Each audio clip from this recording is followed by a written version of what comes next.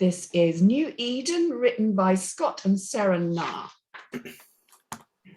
Dower church bells swell. Apologies, my glasses on.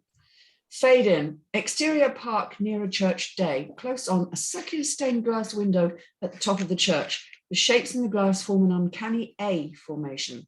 Kira Seong Chamberlain, 30s, is sitting on a park bench, staring at the stained glass window with a sorrowful calmness. It has her mesmerized for some reason. Her face is long and looks drained of color. Whilst obviously in the geriatric millennial age range, her face is wrinkled and warm from a hanging facial expression, and even now, as she seems calm, her brow is furrowed. She balances a laptop on her lap, and several files and notebooks surround her on the bench. She's clearly come here to work. Her phone buzzes, which breaks Kira out of her trance-like state. She doesn't look at it, she just instantly silences it, irritated. She stares back at her laptop and lets out a frustrated sigh. Her train of thought is lost. Suddenly, her phone buzzes again. She angrily picks it up. The ID says Miss Thatcher School. Kira's heart sinks as she then looks at what time it is, 4:30 p.m. Shit! She quickly gathers her belongings and rushes off towards her car. Exterior middle school shortly after, Kira pulls the car to a screeching halt in front of a middle school. Its calmness indicates its last students have headed home for the weekend, all except for Joey Chamberlain, Kira's daughter, wise beyond her years and has clearly had to parent herself on more than one occasion. Her angry expression suggests that this isn't the first time Kira's been late. Kira takes a deep breath as she locks eyes with her daughter. She gets out of the car and rushes to her daughter and Miss Thatcher, late 20s, early 30s. Sorry, I got stuck in a meeting. Kira tries to offer a hug to Joey, who brushes past her without so much as a glance and gets into the car. Kira exhales awkwardly. I don't mean to broach a sore subject. I know, I'm sorry. Look, myself and a few of the other teachers are a bit concerned. Joey is waiting to be picked up 2 or 3 hours after the last bell is called practically every day. Kira hurriedly gets in the car and starts the engine, clearly wanting this exchange to be over with. Yep, got it, thanks. Kira quickly speeds off, leaving Miss Thatcher alone, scoffing and shaking her head in disapproval. Interior moving car continuous. The car is silent and the tension is palpable. Joey stares out the car window, not returning the obvious looks from her mom in the rearview mirror. Finally, Kira speaks. How was your... You're always late. Sorry. You promised you wouldn't forget me anymore. Kira scoffs. That's a little dramatic. I didn't forget you, I just lost track of time. Another pregnant pause. Celia's mom said I can carpool with her if it's too much trouble for you and Dad to get me. Kira moves her hands around the passenger seat and looks all over the car, searching for her pill bottle.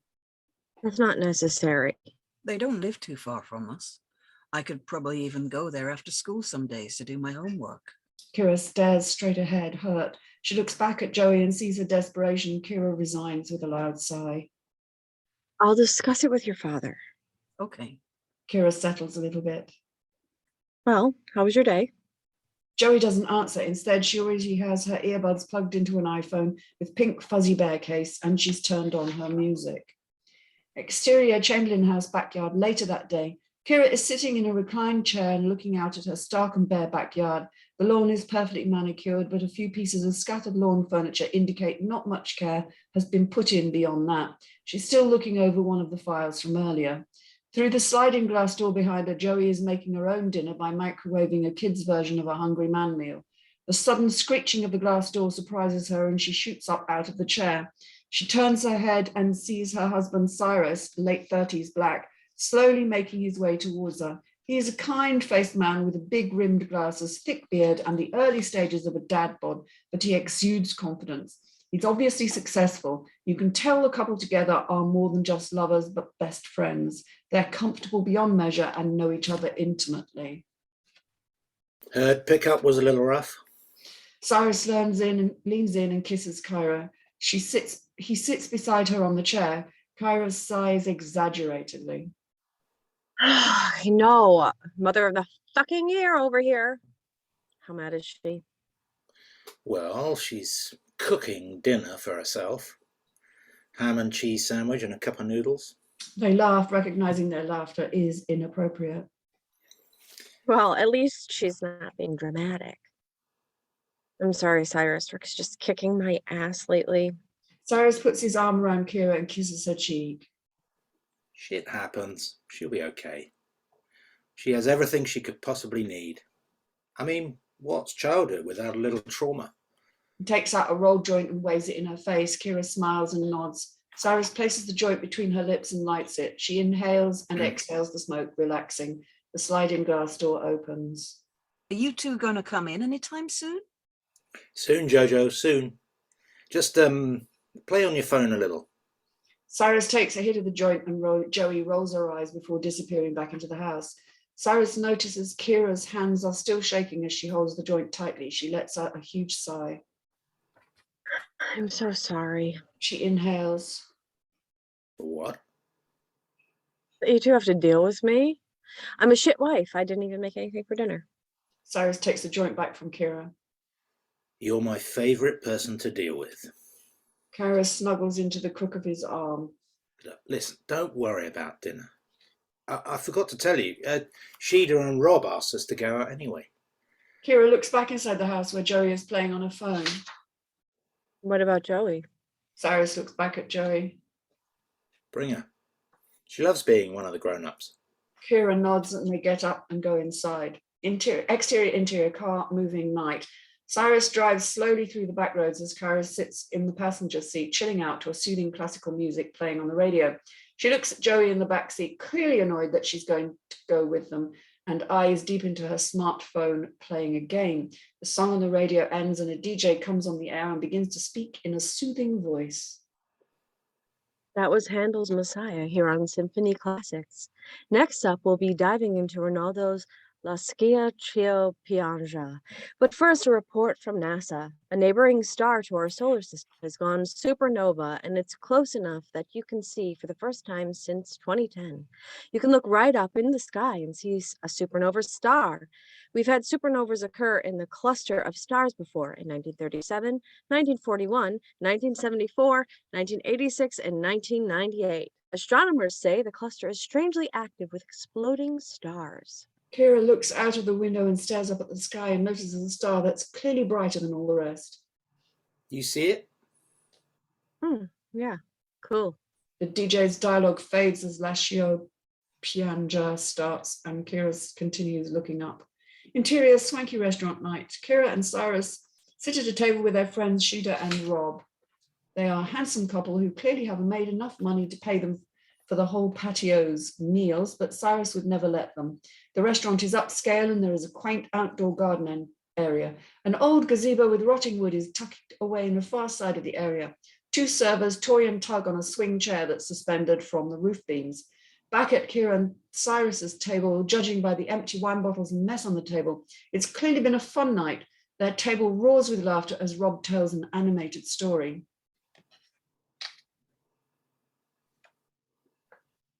And she never asked me to cover for her again. The group erupts in loud laughter. They might disturb other tables if there were any around, but the patio is mostly cleared out, save for a few stragglers. The server approaches, clearly ready to drop the check.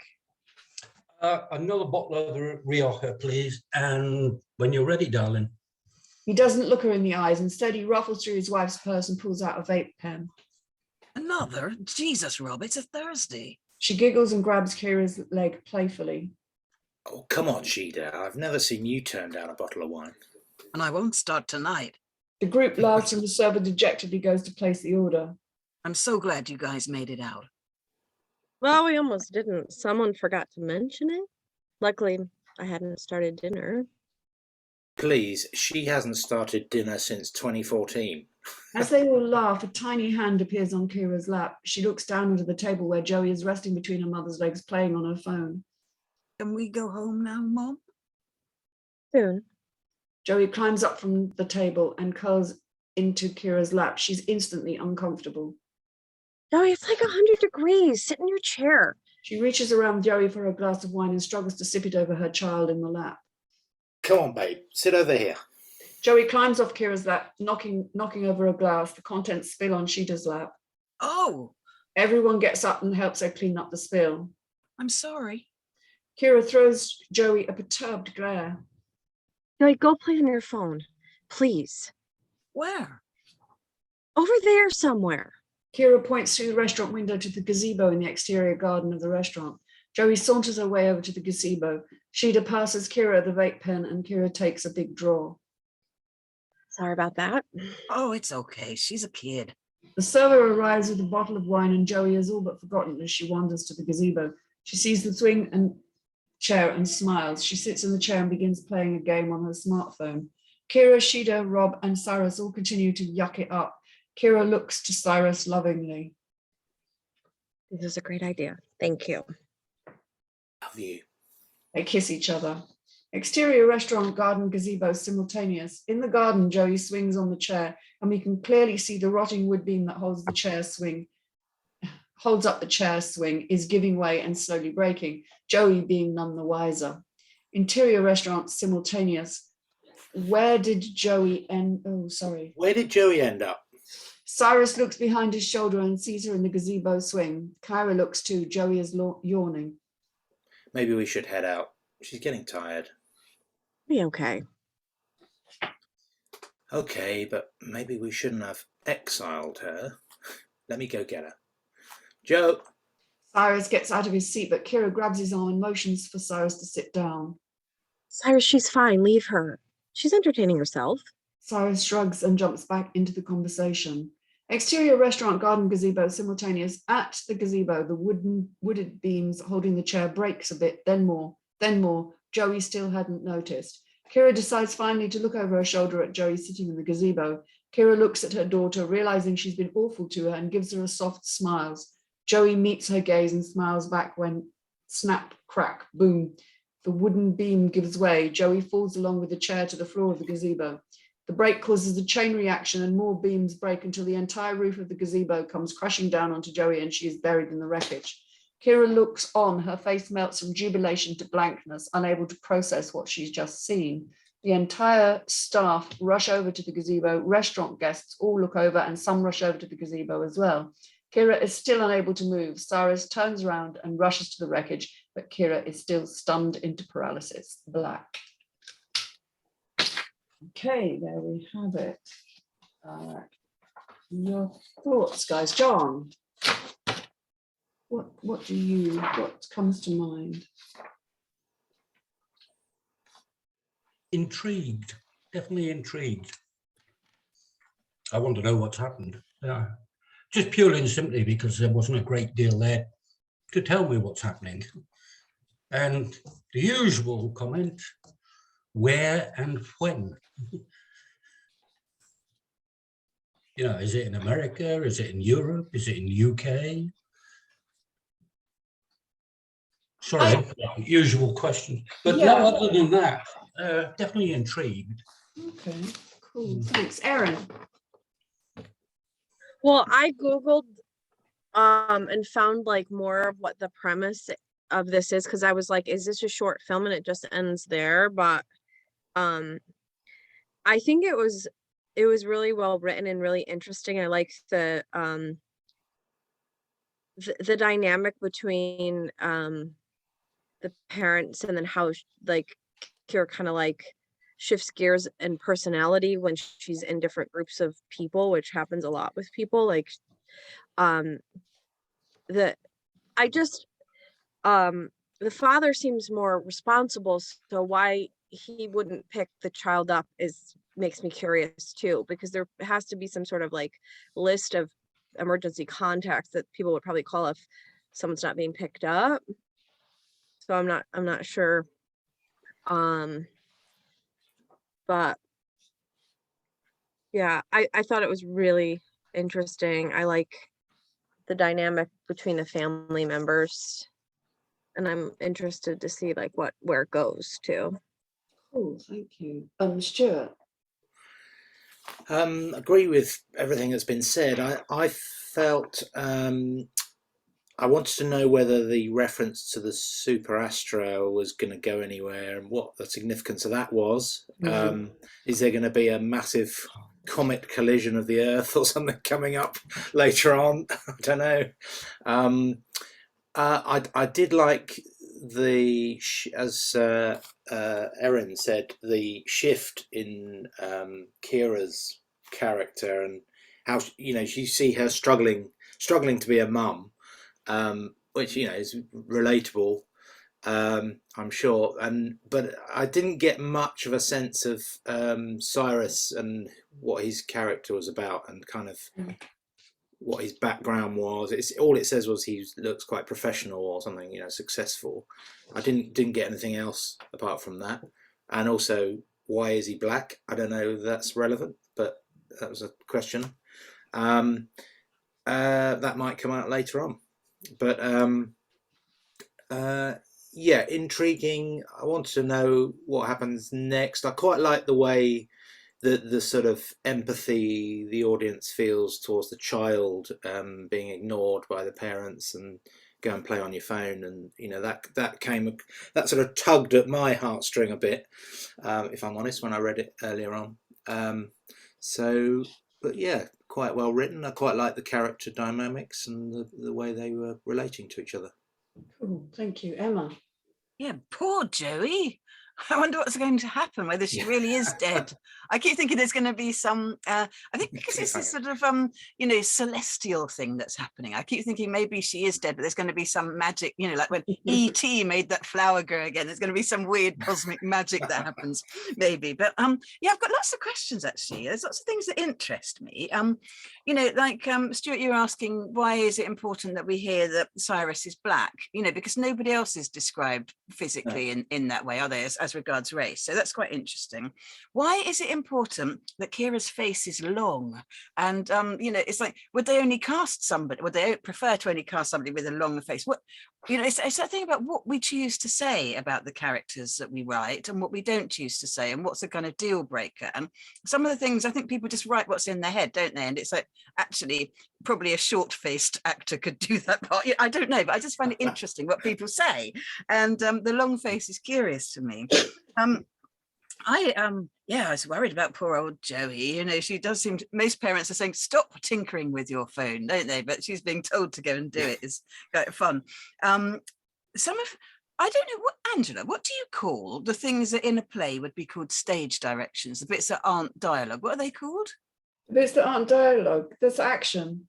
Action. So in the action, at times I got a bit confused, because we had she's, about two female characters, the mother and daughter, and a couple of times I thought, I think I know which one we're hearing about, but I'm not quite sure. So perhaps I agree. Just they'd have to repeat the person's name just to make it absolutely crystal for us. There's a bit on page 5 when Cyrus and Kira are out in the garden and Joey's indoors, and she snuggles against his arm, and I didn't realize they were quite next to it. I just couldn't quite picture what was actually going on. So perhaps a couple more details about that would help us picture it. And there's a bit in the car, which one is annoyed, and somebody's uncomfortable, I don't know who. I'm curious about Kira. There's obviously a bit of a secret or a mystery going on, isn't there? She shakes, she's looking quite madly around for some pills, but no, I think Erin, your thing about why doesn't the father pick up the child is because I think if there's two of you and one's a woman and one's a man, they kind of think, ooh, that mother, I think there's always that thing, isn't there, where they kind of think that, she should have done it somehow. So yeah, I wonder whether he's more capable, but no one thinks to ask him, or maybe it's his work that keeps him away. Well, the interesting thing was that when she was asking to go to the friend's house, the mother was like almost like controlling and like, oh, maybe we'll think about it. Like, it seems like a really, so that maybe she's like adamant about picking her up, even though she's failing at it. I don't know. Yeah, no, it's just interesting that dynamic, because they seem to be, very close. But yeah, maybe there's a degree of playing the child off against the two parents. Yeah, and I just so I was very curious about what happened to poor old Joey, and also I'm very worried about them all driving home afterwards when they're that drunk. I don't know what's going to happen. Oh dear. Lots of questions and interestingness. But yeah, I want to know what happens next. I'm curious about the past and the future for these characters. Brilliant, thank you. Can Yeah, I I just think ask? Can I just ask as well what "yuck it up" means? Is that like suck I it up? think it's laugh a lot. I looked it up actually Is it? because I was Okay. curious. Yeah, Yeah, I looked I up that hadn't bit of heard that. music because I was Refreshing. curious, and I looked up the yeah, but apparently it's like to laugh or sort of muck about. Oh, Apparently, okay. yeah. Thank you. I think there's a few things going on here, and I think you can. This is written by two people, and I think you can hear that and see that in the script. Actually, I don't know. I might be wrong, but it feels like it's written by two people. And I like the bits where they talk about the music and the astronomy seems to come out of a different place to some of the rest of it. It seems to come out of a really well-informed place, either that or a really well-researched place. I'm just a little bit worried about Kira, insofar as, is she the main character? Is she going to be the main character? We've opened with her. She features throughout quite heavily. And if you're portraying her as this person who she's clearly got a lot to deal with, she's studying, or is she working? I took it that perhaps she was studying, but maybe it is her work. I don't know. But it must be studying, because we're talking. No, the Kira is Mrs. Hatcher, isn't it? I think she says at one point, "Oh, works." kicking her ass. Yeah. Yeah, it's just a little unclear, maybe. Yeah. So she's clearly trying to do quite a lot and fit in being a mother, and I get that, having been a single parent. It's hard being a single parent. Actually, it's even harder being a parent when there's another person, because the kids learn to play you off against one another. It's dead easy being a single parent because your word goes. Or doesn't. It's one of the Or other. doesn't. It's no kind of infighting. Anyway, that's by the by. So I was just a little bit worried about setting Kira up as this kind of inept sort of person with a lot to deal with.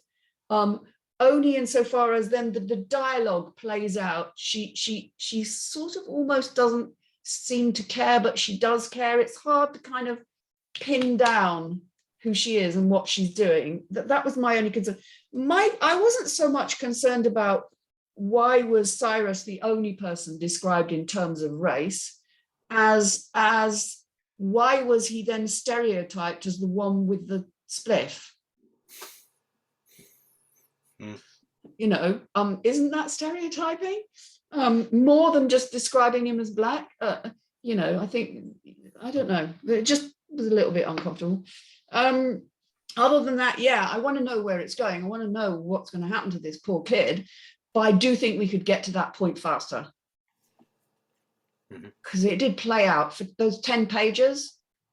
It was quite kind of extended. I think we could have compressed it a bit, maybe, and then got over that point of what's happening to poor Joey. Is she picked up instantly by, you know, do the medics come screaming in? Do, you know, has there been an asteroid? You know, it's sort of, I like the astronomy. I want it to be science fiction. Well, I found like what it's about.